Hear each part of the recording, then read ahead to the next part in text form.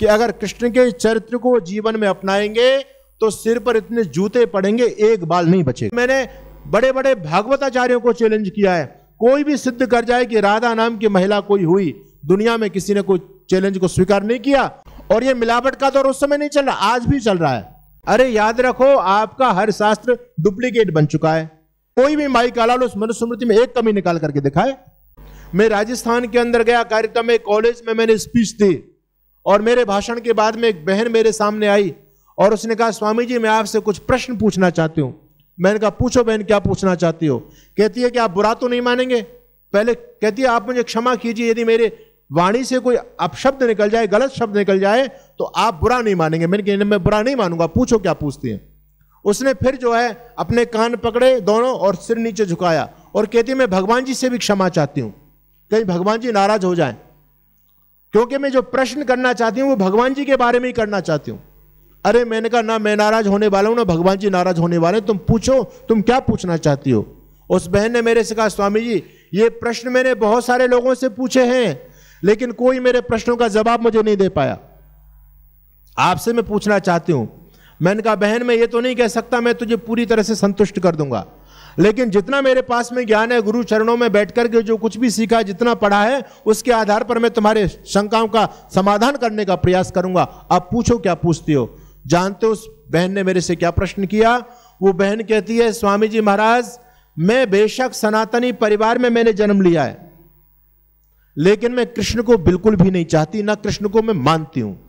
मैंने अपने फादर को बताया, घर वालों को बताया तो कहते हैं हमारे घर में नास्तिक कहां से पैदा हो गई, ये हमारी नाक कटा रही है, ये कृष्ण को नहीं मानती, नास्तिक अधर्मी, हमारे लड़की हमारी अधर्मी पैदा हो गई हमारे घर के अंदर। कहते हैं घर वाले मुझे डांट देते हैं, मैं चुप हो जाती हूं समाज के भय से, घर के भय से, लेकिन अंदर से मैं कृष्ण को बिल्कुल भी नहीं मानती, कृष्ण के प्रति मेरी लेश मात्र भी श्रद्धा नहीं है। मैंने कहा क्यों नहीं मानती हूं कृष्ण को? तो कहती है स्वामी जी मुझे एक बात बताओ, कृष्ण जी की पत्नी का क्या नाम था? मैंने कहा रुक्मणी। तो कहती है ये राधा जी कौन थी? मैं जवाब नहीं दे पाया। उस बेटी ने खुद कहा कि स्वामी जी राधा जी तो कृष्ण जी की प्रेयसी थी, प्रेमिका थी ना। तो अब आप मुझे ये बताओ कि जो व्यक्ति अपनी पत्नी के होते सोते एक प्रेमिका को भी साथ रखता हो तो क्या वो व्यक्ति पूजनीय हो सकता है? क्या हम उसके आचरण को स्वीकार करेंगे? फिर हम अगर जब हमारे भगवान ऐसा काम करें तो हम क्यों नहीं इसको करें? और हमको फिर इस काम को यदि हम करना शुरू कर दें तो समाज इसको स्वीकार क्यों नहीं करता? दूसरी बात उसने कहा कि स्वामी जी कृष्ण जी तो अनेक गर्लफ्रेंड भी रखते थे। गर्लफ्रेंड हम लोग उनको गोपिकाएं कहते हैं अपनी सभ्य भाषा में, आजकल के बच्चों को गर्लफ्रेंड बोलते हैं। अच्छा मैं आपसे यह कहना चाहता हूं, देखो वो समय चल रहा है, आजकल के बच्चे तार्किक प्रश्न करते हैं, हमारे पास उनके प्रश्नों का जवाब नहीं होता। हम क्या, जब हमसे आपका बच्चा कोई प्रश्न करता है तो क्या कहते हैं कृष्ण के बारे में? कहते हैं बेटा ना ना ऐसा प्रश्न नहीं करते, भगवान जी की लीलाएं। कहती है स्वामी जी कृष्ण तो चोरी भी करते थे। तो जिस व्यक्ति का कैरेक्टर ठीक नहीं हो, जो दूसरों की लड़कियों के साथ में लीलाएं करता हो, उनके कपड़े उठाता हो और जो चोरी करता हो और जो व्यभिचार करता हो अपनी पत्नी के होते सोते, उसको मैं भगवान मान करके कैसे पूछ सकती हूं? मैं तो उस कृष्ण को नहीं मानती। मैंने उस बहन को बताने का प्रयास किया, मैंने कहा सुनो मेरी बात, आपने जो भी कुछ कृष्ण के बारे में सुना है सब कुछ गलत सुना है, ये सब कुछ झूठ है। कहती ऐसा कैसे हो सकता है? मैंने कहा बिल्कुल ऐसा ही है।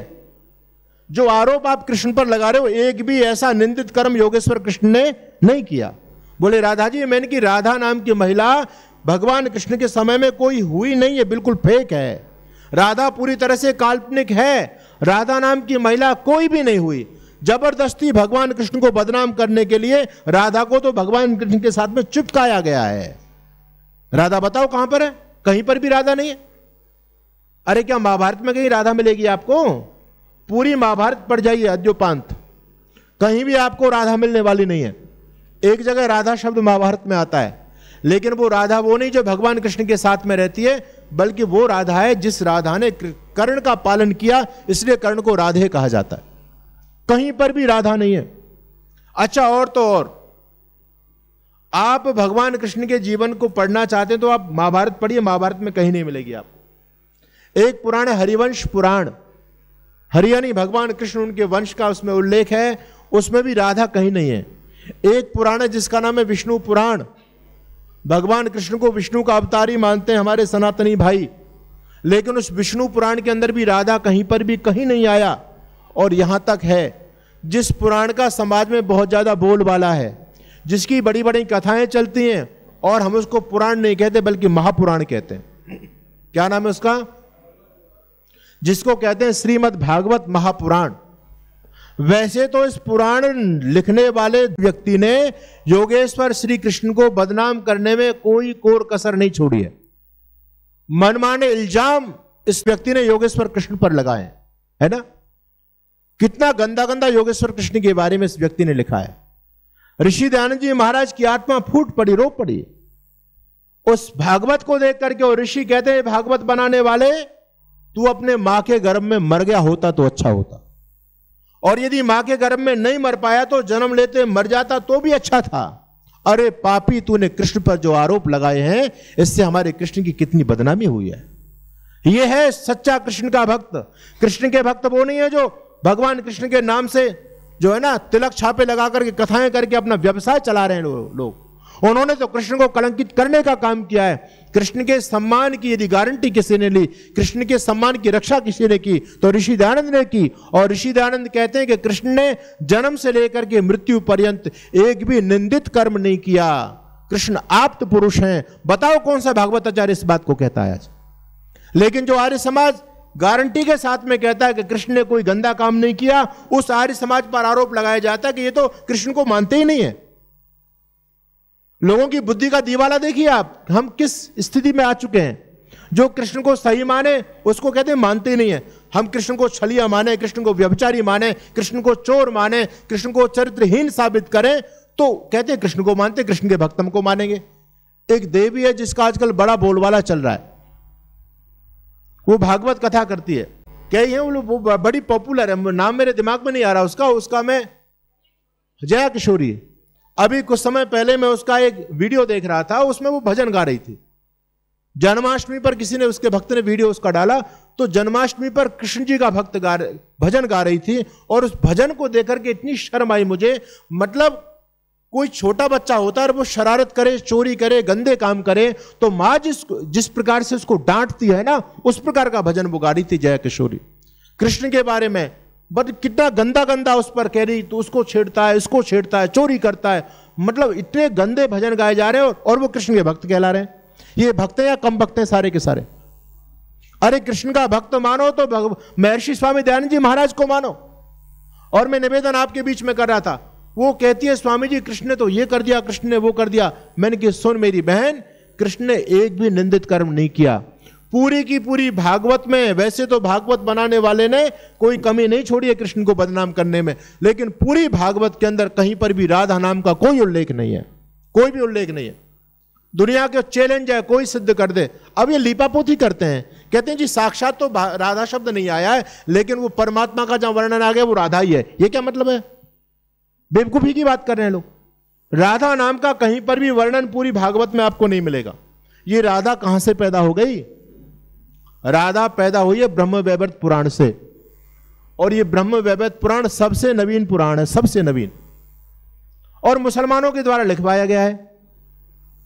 मुसलमान लोगों ने जब हमारे देश में पैर जमाने शुरू किए तो उन्होंने सोचा कि भारत में हम कैसे अपने धर्म का प्रचार प्रसार कर पाएंगे, क्योंकि भारत में तो संयम की पूजा होती है, ब्रह्मचर्य की पूजा होती है। इनके जितने महापुरुष हैं सारे योगी हैं। कृष्ण को देखो, वो तो आप्त पुरुष हैं, योगी हैं। एक पत्नी से उन्होंने विवाह किया, एक उनका बेटा, कितने बड़े है ना, 48 साल की अवस्था में संतान को उन्होंने जन्म दिया। तो हम भारत के लोगों में कैसे बात करेंगे, किस मुंह से बात करेंगे? क्योंकि इनके महापुरुष सारे संयमी हैं।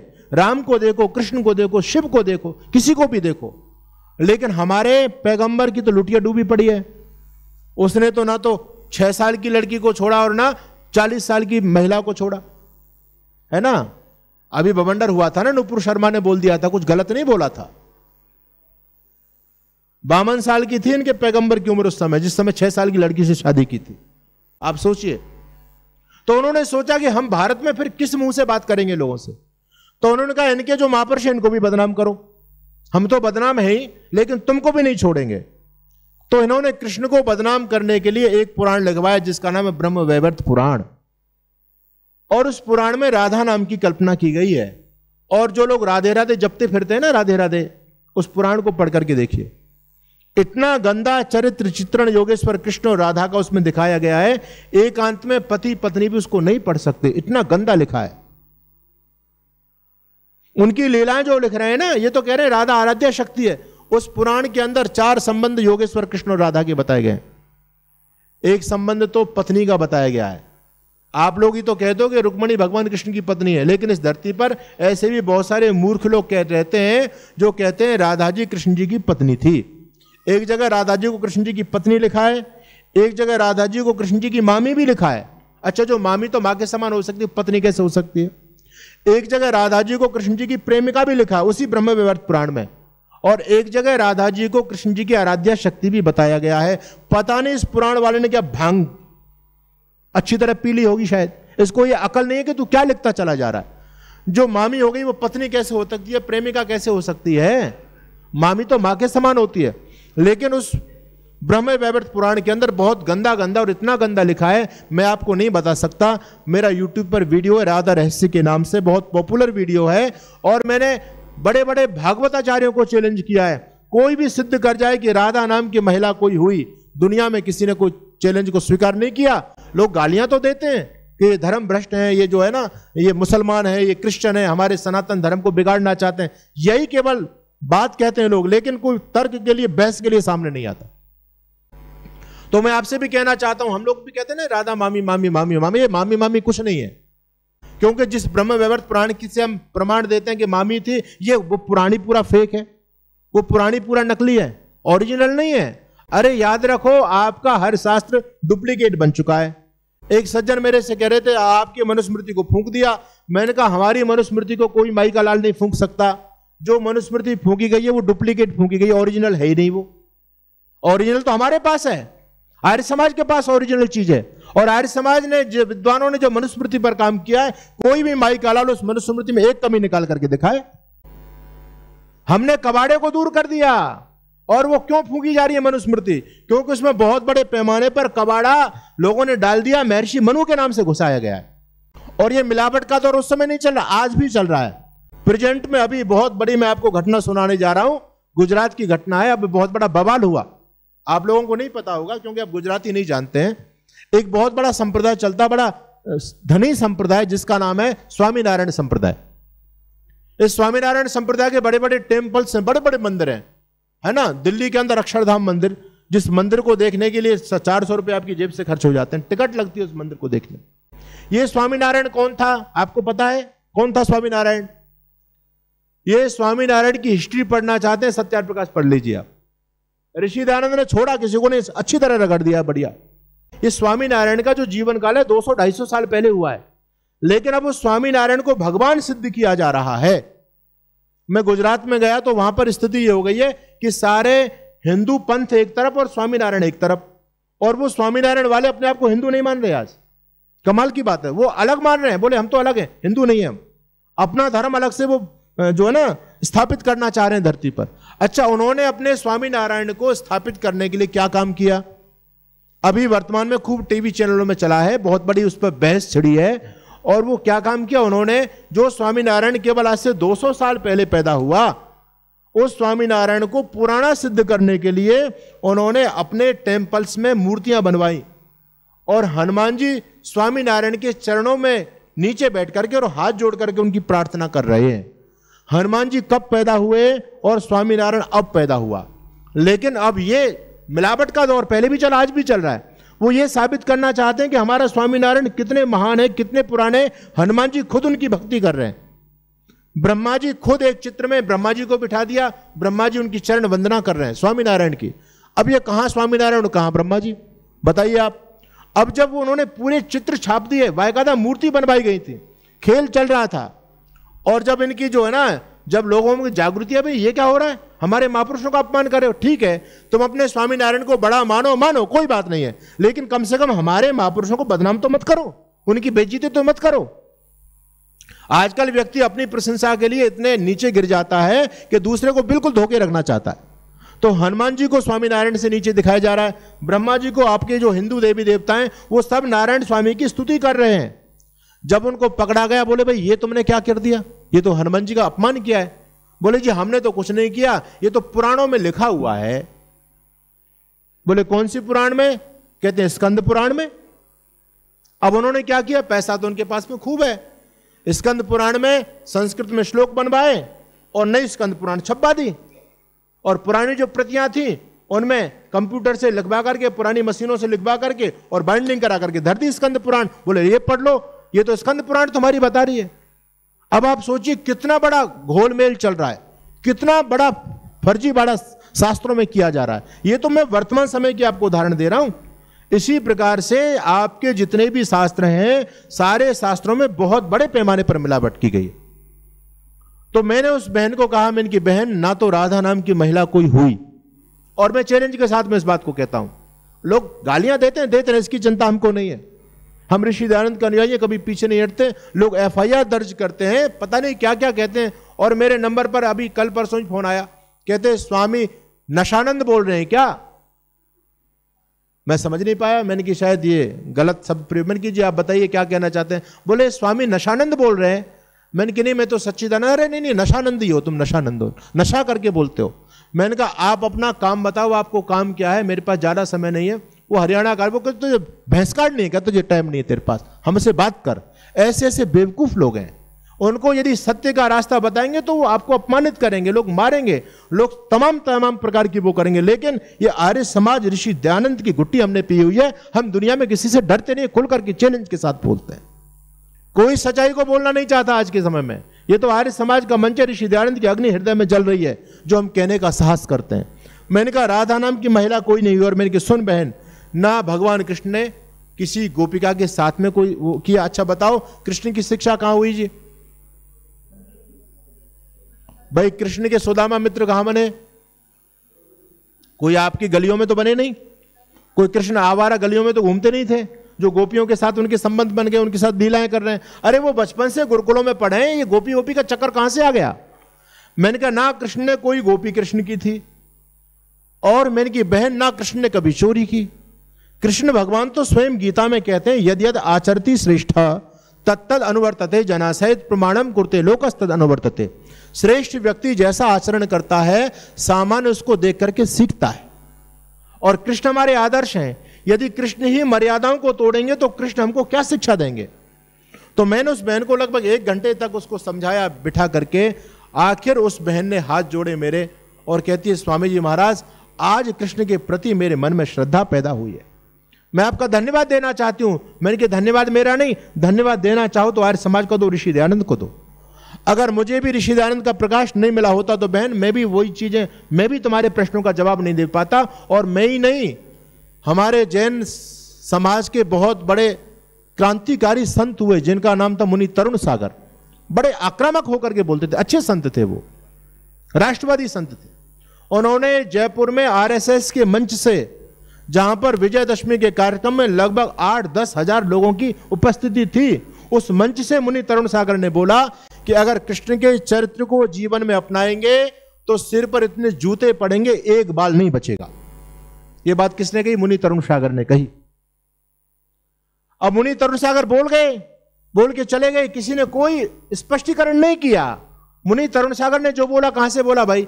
जिस प्रकार से पुराणों में योगेश्वर कृष्ण का चरित्र परोसा गया है, उसके आधार पर उन्होंने बोला। यह वेदना तो ऋषि दयानंद जी महाराज को हुई। ऋषि दयानंद ने कहा कि नहीं, कृष्ण ने जन्म से लेकर के मृत्यु पर्यंत एक भी निंदित कर्म नहीं किया। तो वो बहन कहती है स्वामी जी, आज कृष्ण के प्रति मेरे हृदय में सम्मान पैदा हुआ है। मैं आपसे भी निवेदन करना चाहता हूं, इतनी बड़ी जानबूझ करके आग लगाई जा रही है, इतिहास पूरी तरह से विकृत कर दिया गया है। 100 से अधिक देशों में देखा जाने वाला, सर्वाधिक लोकप्रिय और सबसे अधिक फॉलोअर्स के साथ पूरी दुनिया में आर्य समाज के विचारों का प्रचार करने वाला एकमात्र चैनल वैदिक प्रचार।